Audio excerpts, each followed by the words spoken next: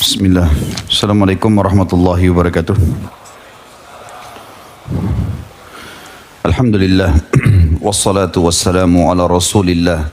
Segala puji dan puja kehadirat Allah subhanahu wa ta'ala, juga salawat dan taslim kepada Nabi besar Muhammad sallallahu ala alihi wa sahbihi wasallam.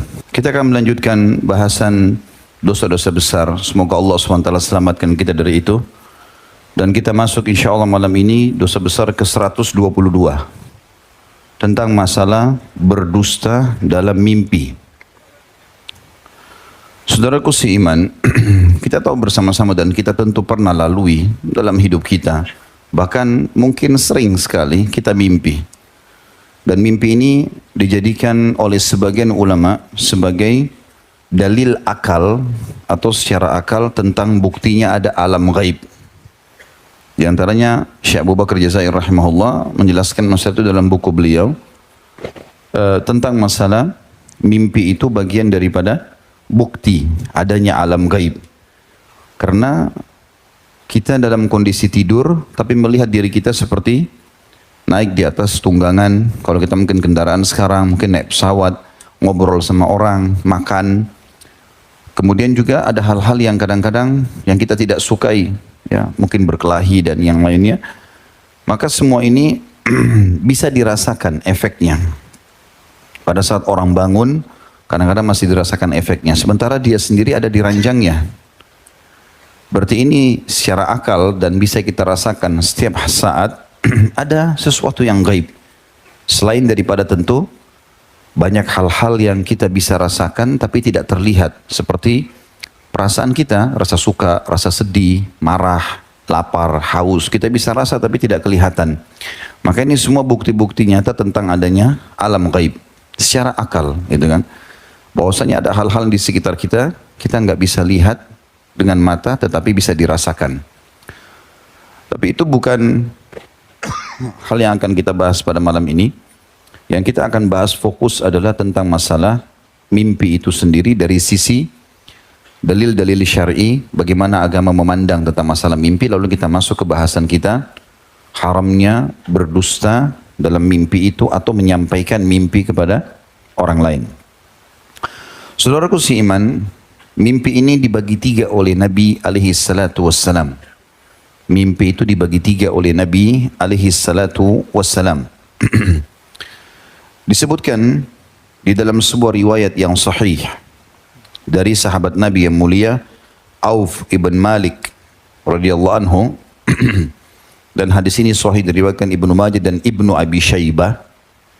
Kalau Nabi SAW bersabda mimpi dibagi atau terbagi menjadi tiga kriteria.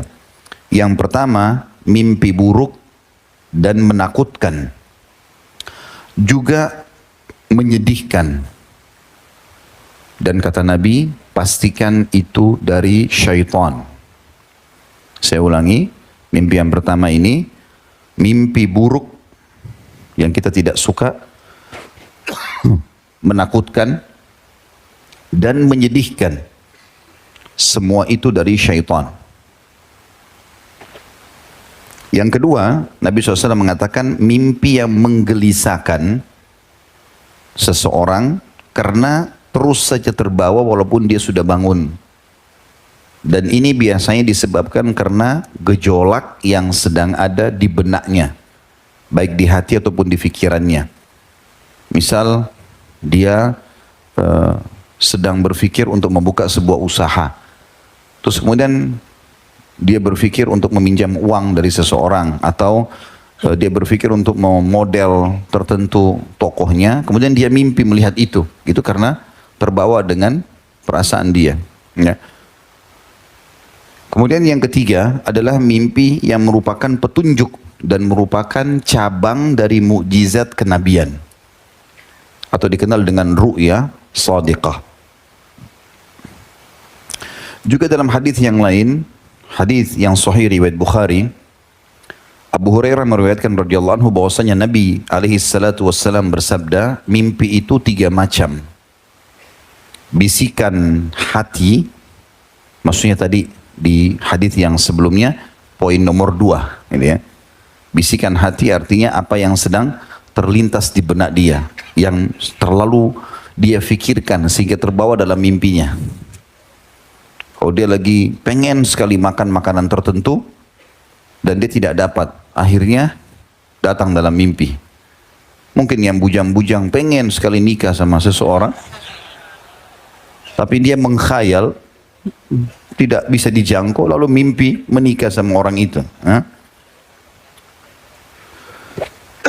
Itu bisikan-bisikan hati. Yang kedua, kata Nabi SAW, ditakut-takuti oleh syaitan. Ini mirip tadi dengan hadis yang sebelumnya, bagian yang pertama. Ya, cuma di sini ya, terbalik. Dan yang ketiga, kabar gembira dari Allah. Kabar gembira dari Allah. Atau tadi mirip juga dengan hadis sebelumnya. Dia adalah bagian ketiga. Itu dikenal dengan ru'ya sadiqah. Teman-teman sekalian, beranjak daripada sabda Nabi SAW tadi, dua buah hadis yang sahih ini, maka para ulama hadis merincikan, mengatakan bahwasanya mimpi yang pertama yang dianggap dari syaitan atau mimpi dari syaitan, tidak perlu seseorang menceritakannya, apalagi ditakwilkan atau ditafsirkan. Semua yang membuat antum sedih, membuat antum gelisah, gak usah cerita, tutup mulutnya. Mau sama pasangan hidup kah, mau sama teman di kantor, mau sama sahabat, gak usah diceritain. Nanti kita sebutkan bagaimana tipsnya supaya tidak berpengaruh mimpi itu pada kita. Sebagaimana riwayat Jabir radhiyallahu anhu dalam hadis yang sahih, hadis ini riwayatkan Imam Muslim, bahwasanya seseorang laki-laki pernah datang kepada baginda Nabi alaihi salatu wassalam. Kemudian orang ini berkata, "Ya Rasulullah, aku mimpi melihat kepalaku dipenggal. Lalu kemudian kepalaku itu menggelinding dengan cepat dan aku berusaha mengejarnya untuk memegangnya. Apa yang dimaksud dengan itu ya Rasulullah?"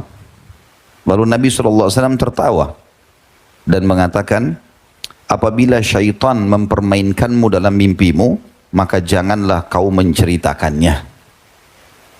Dan kata Jabir radhiyallahu anhu, setelah itu saya pernah mendengar Nabi SAW sampaikan di atas mimbar, bila seseorang di antara kalian dipermainkan oleh syaitan dalam mimpinya, maka janganlah dia ceritakan. Jadi apapun sifatnya, kalau sedih segala macam, tidak perlu sama sekali ceritakan.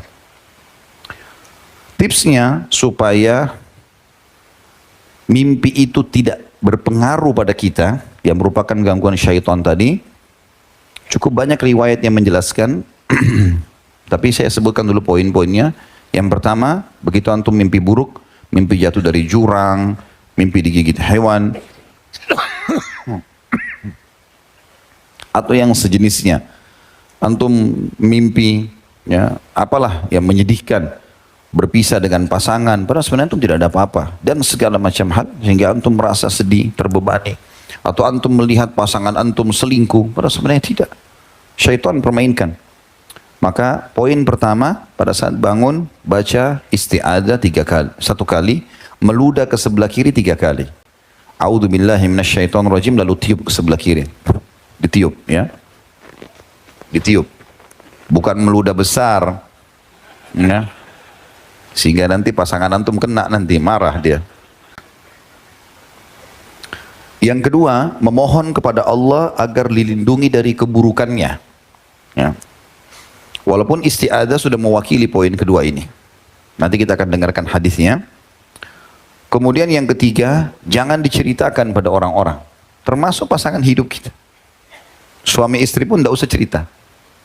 Kapan itu menyedihkan, kapan itu mengganggu hubungan rumah tangga, kapan itu memberikan, bahkan seringkali ada suami istri mereka tidak ada apa-apa, tapi salah satunya dimimpikan menikah sama orang lain, bercerai, ribut. Atau kadang-kadang ada juga orang mimpi sosok orang soleh, tapi dia mimpi orang itu malah menjadi penjahat. Permainan syaitan. Dan banyak contoh yang ulama sebutkan dalam masalah ini. Sesuatu tidak masuk di akal, selesai. Ya. Itu sesuai dengan hadis Nabi SAW, apabila kalian bermimpi buruk, apabila kalian mengalami mimpi buruk, kata Nabi SAW, hendaklah meludah ke sebelah kiri 3 kali dan memohon perlindungan kepada Allah dari kejahatan syaitan dan dampak buruk mimpi tersebut. Kemudian jangan ceritakan kepada orang lain mimpi itu, atau jangan ceritakan mimpi tersebut pada siapapun. Maka mimpi itu, kalau dia lakukan 3 hal tadi, baca isti'adzah, meludah sebelah kiri 3 kali, tidak ceritakan sama orang, maka dampak buruk mimpi tersebut tidak akan mengganggunya, atau maka mimpi itu tidak akan memberi dampak buruk kepadanya. Hadis riwayat Bukhari Muslim, hadis sahih ini. Dan Imam Nawawi rahimahullah berkata, terkadang ada orang yang menafsirkan mimpi itu dengan tafsir buruk. Ya, jadi makanya antum tidak boleh cerita kepada sembarang orang. Apalagi kalau itu mimpi tadi yang buruk, yang menyedihkan, yang tidak enak. Karena kalau kita cerita sama orang, Imam Nawawi mengatakan dalam syarah Sahih Muslim, menjelaskan hadis Nabi SAW ini, di jilid 15 halaman 18, ya, terkadang ada orang menafsirkan mimpi itu dengan tafsir buruk, sebagaimana yang digambarkan dalam mimpi itu. Misalnya, orang pincang, apalah jatuh, cerai, lalu dia bicara sembarangan sama orang, sehingga orang itu mulai menafsirkan. Nanti kita akan jelaskan ya, bukan tidak boleh menafsirkan mimpi, tapi harus ahlinya. Tidak boleh sembarangan orang. Kapan dia bilang, oh sepertinya begini, bisa terjadi itu. Dengan takdir Allah Subhanahu Wa Taala. Ini Imam Nawawi mengatakan, terkadang ada orang yang menafsirkan mimpi itu dengan tafsir buruk, sebagaimana yang digambarkan dalam mimpi itu. Meskipun masih banyak kemungkinan, masih bisa terjadi yang lain, tapi orang ini sok tahu lalu dia menafsirkannya karena diceritakan oleh temannya. Tafsir buruk itu terjadi dengan takdir Allah Ta'ala, karena mimpi yang dialami seseorang ibarat sesuatu yang terbang. Artinya, ketika mimpi itu memiliki 2 kemungkinan makna, kemudian ditafsirkan pada salah satu maknanya, maka akan terjadi sesuai yang mendekati sifat tersebut. Oleh karena itu, tadi kita dilarang untuk menceritakan. Ya. Dan tadi sudah kita jelaskan bagaimana seorang sahabat yang menggambarkan kepalanya terputus. Ya. Kalau kita tidak faham riwayat ini teman-teman sekalian, maka kita akan berpikir negatif. Oh, kepala saya dipenggal, apakah saya akan dibunuh orang? Bisa berpikiran begitu. Tapi ternyata Nabi SAW menganggap itu permainan syaitan. Sementara mimpi yang kedua, tadi itu mimpi yang pertama ya. Mimpi yang kedua adalah mimpi yang tadi bisikan hati maksudnya. Kita berbicara riwayat pertama yang saya sebutkan. Kalau di riwayat kedua ini disebutkan kriteria yang pertama. Yang bisikan-bisikan hati, yang kita cenderung mau makan, kita cenderung suka sama orang. Masuk dalamnya masalah ini biasanya mimpi junub ya. Terlalu suka sama seseorang berlebihan, akhirnya dia mimpi biologis di situ. Bahkan kadang-kadang ada orang bangga, dia bilang, ya paling tidak mimpinya. Kenapa antum ketawa? Pernah ngalami? Maka ia juga melakukan hal yang sama, seperti poin pertama tadi. Dia baca isti'adzah, dia meludah 3 kali sebelah kiri, kemudian dia tidak menceritakan kepada orang lain, sebagaimana hadis Nabi SAW. Kemudian yang ketiga, mimpi yang ketiga adalah ru'ya sadiqah tadi ya.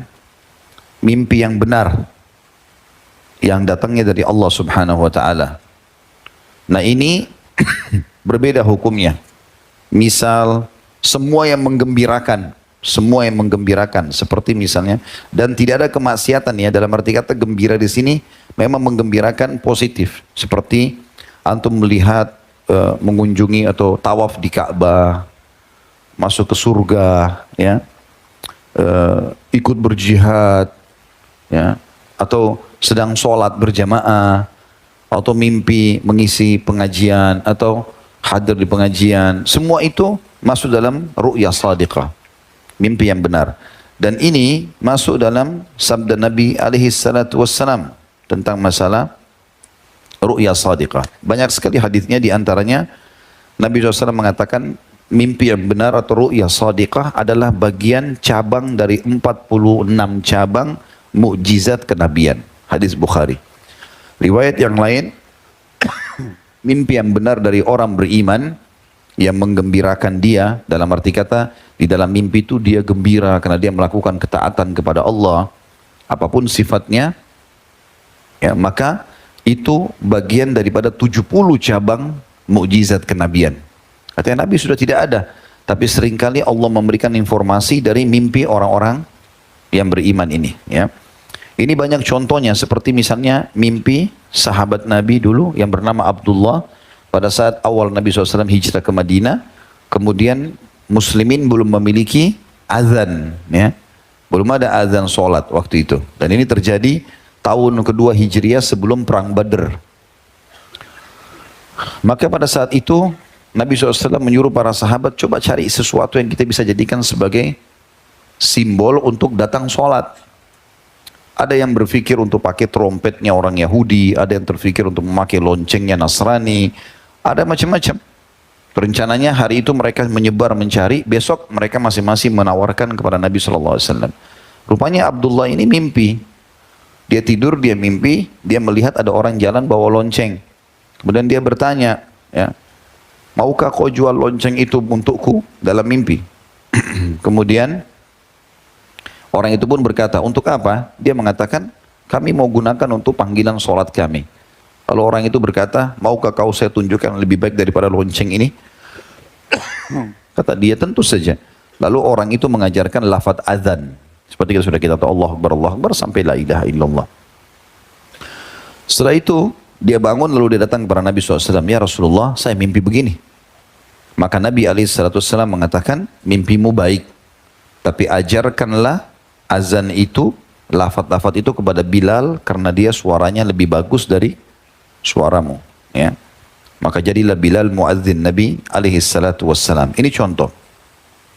Dan cukup banyak tentunya contoh-contoh ru'ya shadiqah. Ya. Ru'ya shadiqah cukup banyak. Dan Imam Malik mengatakan tidak seluruh mimpi patut diceritakan, hanya mimpi-mimpi baik saja. Dan termasuk sunnah Nabi SAW memang diceritakan mimpi itu. Kalau mimpi baik ya, sunnah Nabi boleh kita ceritakan.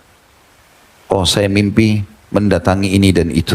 Misalnya saya datang ke Mekah, saya mengunjungi masjid Nabi, saya melihat ini dan itu semuanya adalah bagian dari mimpi yang baik. Termasuk mimpi bertemu dengan Nabi SAW. Nanti kita sebutkan juga di poin-poin kita itu. Semua mimpi yang baik ini, terutama dari para nabi, kalau mimpi nabi semuanya ru'ya shadiqah. Kalau mimpi nabi semuanya ru'ya shadiqah. Artinya semuanya petunjuk dari Allah.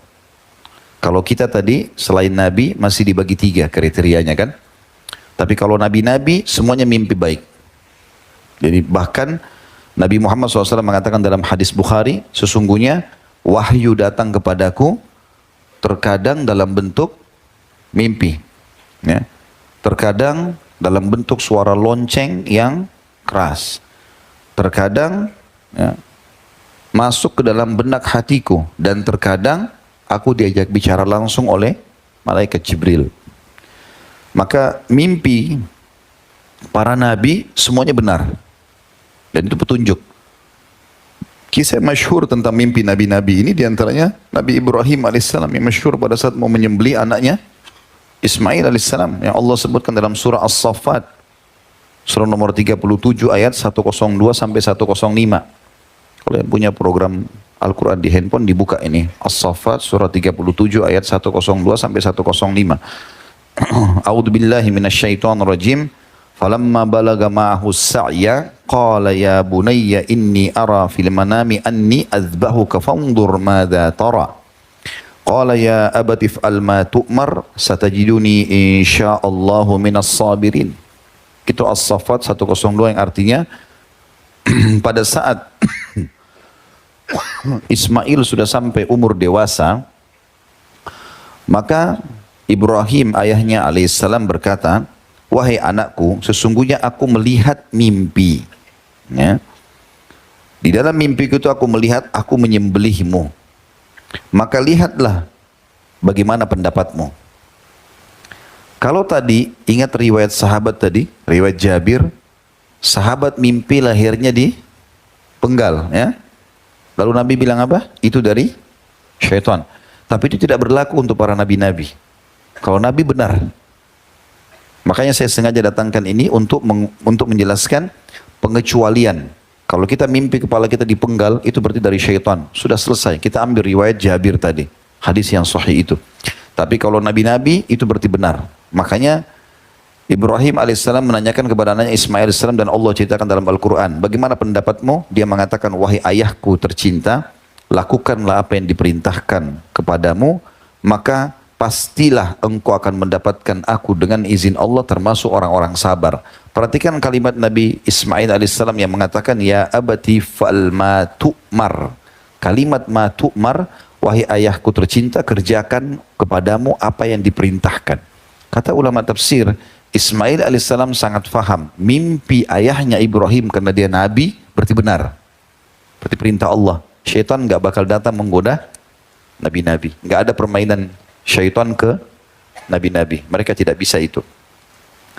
103-nya, falamma aslama wa tallahu lil jabin, pada saat keduanya sudah menyerahkan diri, pasrah dengan keputusan Allah dalam mimpi tadi harus disembeli, Ibrahim harus menyembeli anaknya Ismail alaihissalam, dan sudah diletakkan di atas pelipisnya, maksudnya sudah ditidurkan dan sudah akan disembelih lehernya. 104-nya berbunyi, wanadainahu ayya Ibrahim. Maka pada saat itu benar-benar mereka sudah ikhlas dua-duanya. Ismail sudah pasrahkan lehernya, Ibrahim sudah mengayunkan pedangnya, sudah mau disembelih anaknya. Ujian Allah berat pada saat itu. Jadi bukan cuma sekedar baru niat lalu Allah sudah beritahukan kalau itu hanya cobaan, enggak. Sampai betul-betul Ismail dan Ibrahim sudah dua-dua pasrah, falamma aslama, menyerahkan diri sudah, wa tallahu lil jamin, sudah diletakkan dan akan disembelih. Maka kami memanggil, wahai Ibrahim. 105-nya, qad saddaqtar ru'ya. Garis bawahi kalimat ru'ya. Qad saddaqtar ru'ya, inna kadzalika najzil muhsinin. Wahai Ibrahim, engkau telah mempercayai mimpi itu, ya? Maka kamu atau begitulah kami membalas orang-orang yang berbuat kebaikan. Jadi ini salah satu contoh ru'ya sadiqah para nabi-nabi yang benar dan disebutkan dalam Al-Quran. Begitu juga yang masyhur kisah Nabi Yusuf alaihissalam, ya, dalam surah Yusuf yang dia mengatakan dalam surah Yusuf, wahai ayahku, aku melihat 11 bintang, bulan dan matahari sujud kepada aku. Ya. Maka pada saat itu Yakub alaihissalam, ayahnya Yusuf alaihissalam, menakwilkan mimpi itu sambil mengatakan, jangan pernah kau ceritakan itu pada saudara-saudaramu. Ya. Lalu ditakwilkanlah, dalam sebuah riwayat dijelaskan kalau 11 orang itu adalah saudara-saudaranya Nabi Yusuf alaihissalam. Bulan adalah ibunya, matahari adalah ayahnya. Ya, kan? Tapi ini juga disebutkan, intinya ada mimpi. Dan itu kita sudah tahu, ada surah Yusuf menjelaskan masalah itu. Ya. Kemudian juga mimpi Nabi alaihissalam, banyak sekali. Banyak mimpi Nabi SAW, seringkali beliau mimpi. Bahkan salah satu tradisi Nabi SAW, beliau seringkali habis sholat subuh, pasti bertanya kepada sahabat-sahabat, ada enggak seseorang dan terdengar yang mimpi semalam? Ditanya. Kalau ada sahabat yang ceritakan, ya Rasulullah saya mimpi begini, Nabi takwilkan. Tapi kalau dari syaitan, kayak tadi sahabat, Nabi bilang itu permainan syaitan. Ya. Cuma memang Nabi SAW memang ahlinya di situ. Memang beliau mendapatkan wahyu untuk menakwilkannya. Ya. Contoh misalnya mimpi Nabi SAW adalah pada saat akan terjadi perang Uhud. Waktu pasukan Quraisy keluar 3.000 orang dari Mekah menuju ke Madinah dan sudah dekat dengan pintu gerbang Madinah, maka Nabi SAW merembukkan, bermusyawarah dengan para sahabat apa yang harus kita lakukan. Para sahabat Nabi yang tidak sempat ikut di perang Badr lalu mendengar perang Badar yang tahun 2 Hijriah, sementara perang Uhud tahun 3 Hijriah, itu ada malaikat yang datang, para syuhadanya mati dan berbicara dengan Allah.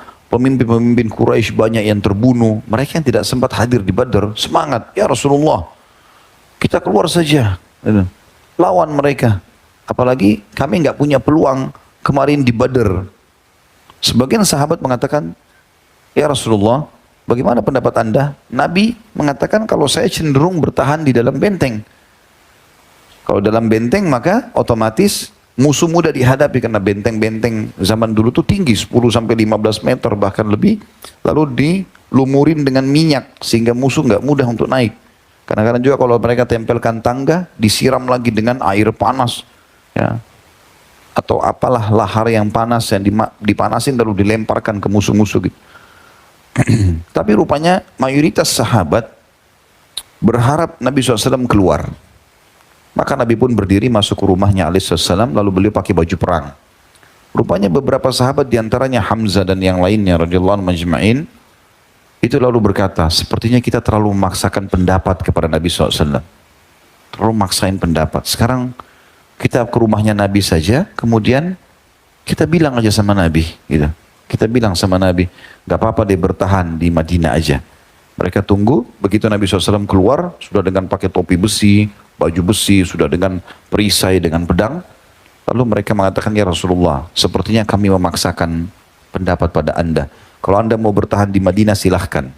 Maka keluarlah sabda Nabi SAW yang masyhur, tidak layak bagi seorang Nabi kalau sudah mengenakan baju perang, melepasnya kembali sampai Allah berikan petunjuknya. Dia menang atau dia kalah dari musuhnya. Dan ini ciri seorang muslim. Kalau sudah berazam, bertekad, dan itu kebaikan, tawakal Allah. Gak boleh ragu-ragu. Jalan, selama itu kebaikan jalan. Maka pada saat itu Nabi SAW mengatakan, aku melihat mimpi. Aku melihat mimpi. Kata para sahabat, apa mimpi Anda Rasulullah? Kata Nabi SAW, aku melihat ada retakan di pedangku. Kemudian aku juga melihat ada sapi yang disembelih. Dan aku melihat aku masuk ke dalam sebuah benteng yang kokoh. Kata para sahabat, apa takwilnya ya Rasulullah? Kata Nabi SAW, kalau pedang yang retak itu berarti ada sahabatku yang terbunuh. Kalau sapi yang disembelih berarti ada kerabatku yang mati. Dan benteng yang kuat adalah kota Madinah. Dan betul terjadi seperti yang Nabi SAW takwilkan masalah itu. Dan cukup banyak tentu contoh-contoh yang berhubungan dengan masalah itu. Orang-orang juga pernah ada seorang wanita datang kepada Nabi SAW dan beliau menakwilkan itu ya, mimpinya. Tapi ini Nabi SAW, beliau memang layak untuk menakwilkan mimpi. Ada seorang wanita mengatakan, ya Rasulullah, saya mimpi ya, ada anak kecil atau ada bagian dari anggota tubuh Anda, maaf, ada bagian dari anggota tubuh Anda di rumahku, kata ibu itu. Kebetulan ibu ini, dia memang suka menjual jasa ASI. Ya. Maka dia mengatakan, ya Rasulullah, aku mimpi semalam melihat bagian dari tubuh Anda ada di rumah kami. Maka kata Nabi SAW, itu menandakan Fatimah akan melahirkan anak beliau SAW radhiyallahu anha, Fatimah Zahra akan melahirkan anak laki-laki dan dia nanti anak itu atau cucuku akan disusui olehmu. Maka terjadilah seperti yang disampaikan oleh Nabi SAW. Nabi SAW menekankan dalam sebuah hadis yang sahih, apabila seseorang dari kalian melihat mimpi yang menggembirakan, mimpi yang benar, hendaklah ia mengucapkan Alhamdulillah dan ceritakan ke orang lain. Tadi saya bilang mimpi tawaf di Ka'bah, mimpi masuk surga, boleh kita sampaikan. Bahkan bagian dari sunnah Nabi SAW kita menyampaikan. Tapi ingat ya, mimpi yang menggembirakan dan baik. Kapan itu menyedihkan, menyusahkan, atau masalah aib orang, maka itu semua dari syaitan. Lakukan tadi poin-poin yang sudah kita jelaskan. Kata Nabi SAW, apabila seseorang dari kalian melihat mimpi yang menggembirakan, maka hendaklah ia mengucapkan Alhamdulillah dan ceritakan ke orang lain. Sebaliknya, bila mimpinya buruk, ya, menyedihkan, atau memunculkan duka citanya, ya, maka pastikan itu dari syaitan. Karena itu ia hendak mengucapkan isti'adzah. A'udzubillahi minasyaitonirrajim, dan jangan menceritakan pada orang lain karena mimpi itu tidak akan mendatangkan mudarat padanya. Hadis ini riwayat Bukhari. Ya. Ulama merincikan tentang masalah permainan syaitan tadi yang dilarang untuk menceritakan juga ini. Yang paling sering dalam rumah tangga itu dimimpikan selingkuh, diahnya atau pasangannya selingkuh, supaya terjadi cekcok. Kapan antum mimpi ini? Baca isti'adzah. A'udzubillahi minasyaitonirrajim. Meludah sebelah kiri 3 kali, kemudian jangan ceritakan, termasuk sama pasangan kita. Kapan antum terpancing? Bangun tengah malam, korek. Saya mimpi tadi. Kamu jalan sama ini dan itu, ya. Pasti benar. Ini handphonemu saya periksa. Ini dia jadi syaitan manusia, ya, yang mendukung syaitan jin. Ini kalau ada syaitan jin di sini marah sama kita nih, kita bongkar kedoknya, ya. Jadi tidak boleh cerita. Itu contoh ulama mengatakan dalam masalah rumah tangga. Yang paling sering dimimpikan perselingkuhan atau tadi mimpi junub, ya. Kalau orang mimpi junub sesekali mungkin masuk akal. Tapi kalau ada orang rutin seminggu sekali,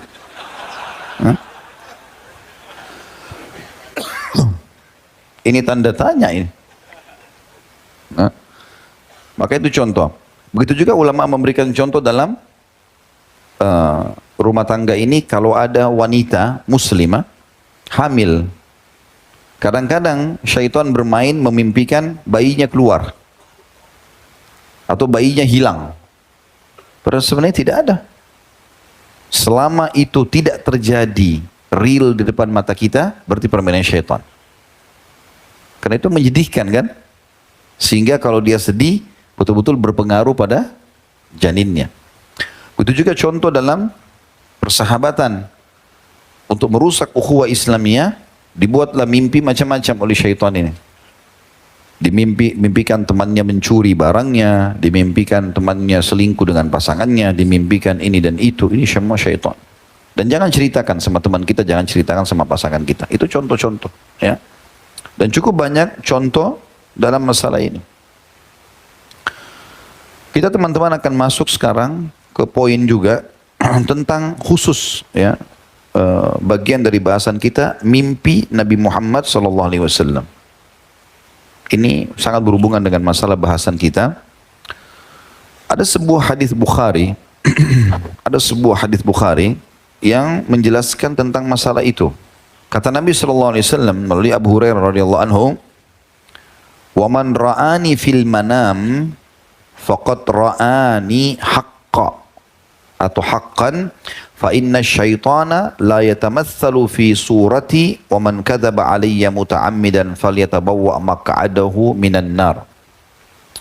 Abu Hurairah berkata radhiyallahu anhu dalam hadis Bukhari Muslim ini, Nabi SAW bersabda, "Barang siapa yang melihatku dalam mimpinya, maka sungguh ia telah melihatku secara benar.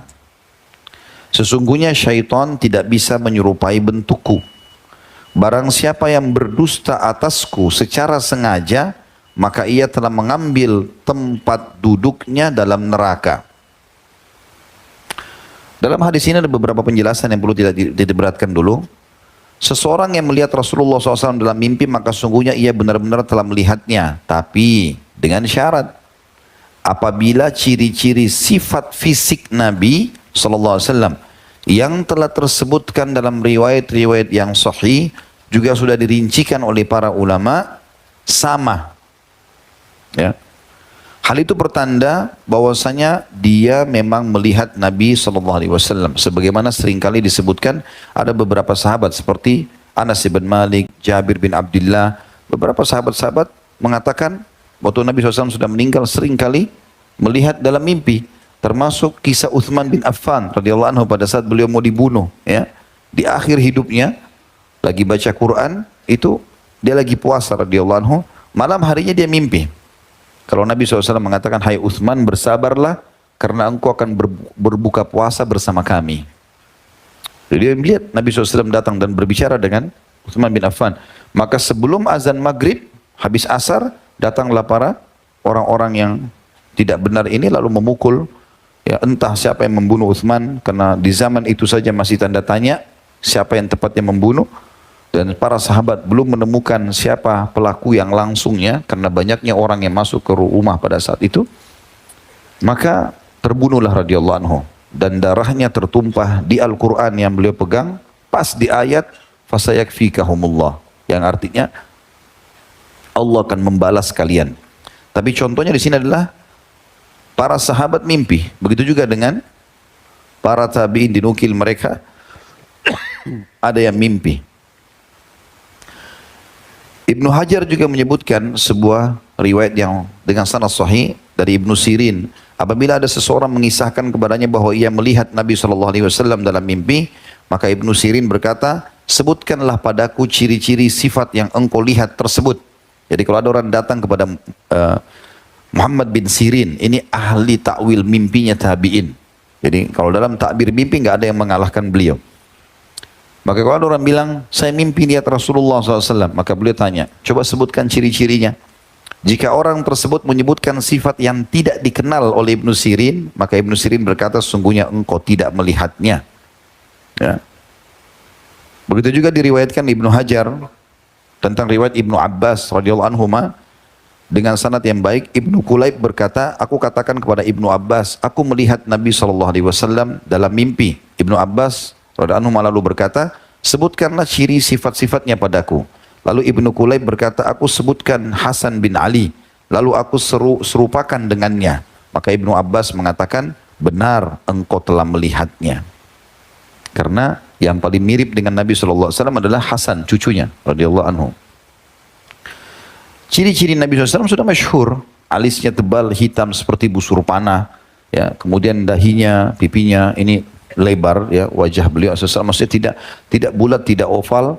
Kemudian beliau memiliki kulit yang sangat putih, saking putihnya sampai pipi beliau kemerah-merahan, rambutnya hitam pekat, ya, kemudian berombak dan sering kena dibiarkan sampai kuping ataupun pundak alaihissalam. Beliau punya dada, pundak yang lebar, dan anggota tubuh beliau jenggotnya panjang sampai ke dada atau kathif diistilahkan, dan juga di bagian tangan, di bagian dada beliau SAW itu ada, di bagian kaki, di betis itu banyak bulu, ya, alaihissalam. Dan postur tubuh beliau jarbu tidak terlalu tinggi besar dan tidak juga terlalu kecil, sedang.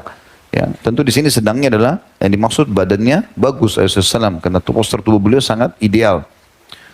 Maka kalau ada orang mimpi lalu mengatakan, saya lihat Rasulullah, ditanya bagaimana kulitnya, hitam, berarti bohong, nggak benar. Atau rambutnya keriting, berarti nggak benar. Atau badannya kurus, berarti nggak benar. Termasuk sebagian ulama mengatakan makna dari sabda Nabi SAW ini, siapa yang melihatku, makna melihatku melihat utuh. Ya. Jadi kalau ada orang cuma lihat pundaknya, ada orang cuma lihat tangannya, itu kan, maka tidak masuk dalam kategori itu. Karena orang biasa bilang begitu, saya lihat mimpi Rasulullah, cuma saya lihat tangannya, cuma saya lihat punggungnya, berarti ulama bilang itu belum melihat. Karena Nabi SAW bilang dalam hadis ini, siapa yang melihat aku, maksudnya dengan mata kepala, lihat utuh ciri-cirinya. Makanya tadi dinukil Ibnu Sirin, Ibnu Abbas, ya, ini semua pada saat orang bilang lihat Nabi, ditanya sama dia, coba sebutkan cirinya. Kenapa disebutkan ciri? Maksudnya sama enggak ini? Kulitnya, rambutnya, segala macam. Kalau sama baru dikatakan dia melihatnya. Tentu ada sebagian ulama mengatakan tentang masalah apa yang menyebabkan orang itu bisa melihat Nabi alaihi salatu wassalam, ya. Yang pertama ditekankan oleh para ulama adalah cintanya kepada Nabi SAW dan cinta kepada sunnah beliau. Karena beliau sendiri berkata dalam sebuah riwayat Bukhari Muslim kepada seseorang sahabat, Abdullah bin Mas'ud mengatakan, seorang laki-laki datang kepada Rasulullah SAW lalu bertanya, ya Rasulullah, bagaimana pendapatmu tentang seseorang yang mencintai satu kaum dan ia tidak berjumpa dengan mereka? Maka Nabi SAW mengatakan, seorang manusia akan dikumpulkan bersama orang yang dicintainya. Juga ada sahabat yang masyhur dalam riwayat Bukhari mengatakan, ya Rasulullah, aku minta satu hajat, Kata Nabi SAW, apa itu? Aku ingin bersamamu di surga. Lalu kata Nabi SAW, ada hajat yang lain? Tidak ada. Nabi tanya sampai 3 kali, tidak ada. Lalu kemudian berkatalah Nabi SAW, bantulah aku dengan memperbanyak, ya, memperbanyak untuk sujud, ya, memperbanyak sujud. Kemudian dalam hadis Bukhari juga disebutkan, ini disebutkan dalam buku Adabul Mufrad, bahwasanya Jubair bin Nufair meriwayatkan dari bapaknya, ia berkata, pada suatu hari kami duduk di dekat Mikdad bin Al-Aswad. Lalu seseorang lewat sambil berkata kepada Mikdad, kebaikanlah bagi dua mata ini yang melihat Rasulullah SAW. Ya, maksudnya dia memuji sahabat yang sempat lihat Nabi dengan matanya, itu kemuliaan. Lalu Jubair menanggapi, demi Allah, kami berkeinginan melihat apa yang engkau lihat dan menyaksikan apa yang engkau saksikan. Ya. Kata sebagian ulama hadis, artinya kalau orang itu betul-betul ingin melihat Nabi SAW dari hatinya tulus, bisa kemungkinan Allah perlihatkan dia. Tapi ingat dengan ciri-ciri yang benar tadi.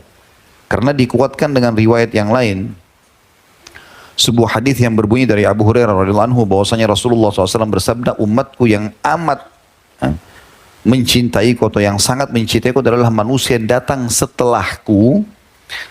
Ya. Salah seorang dari mereka berkeinginan seandainya ia dapat melihatku meskipun mengorbankan keluarga dan hartanya.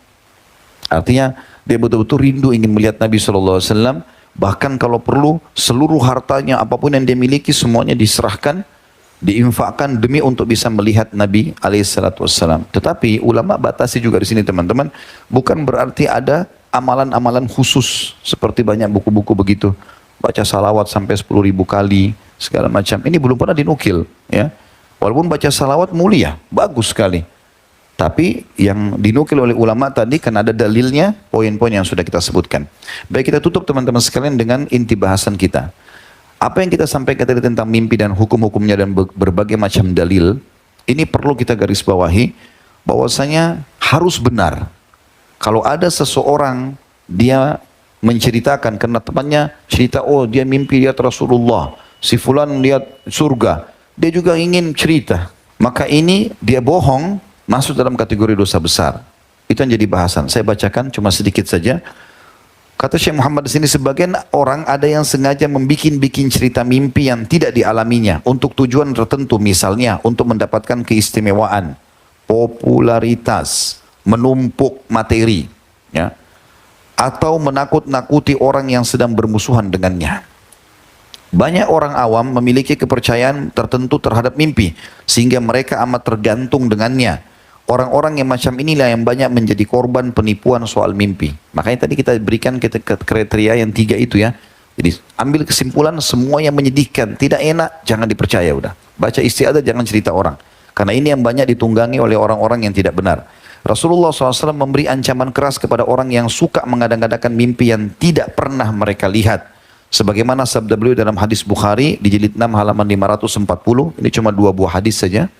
Yang pertama adalah sabda Nabi SAW, inna min a'zamil fura ayyadda'iya, inna min a'zamil fara ayyadda'iya rajulu ila ghairi abih au yuriya aynahu ma lam tara wa yakula ala rasulillahi sallallahu alaihi wasallam ma lam yakul. Sesungguhnya di antara kebohongan terbesar adalah seseorang yang mengaku bernasab kepada selain bapaknya. Dia tahu bapaknya si A, dia nasabkan kepada si B. Ini sudah pernah kita bahas di dosa-dosa besar, tidak boleh, dan ini bisa kufur.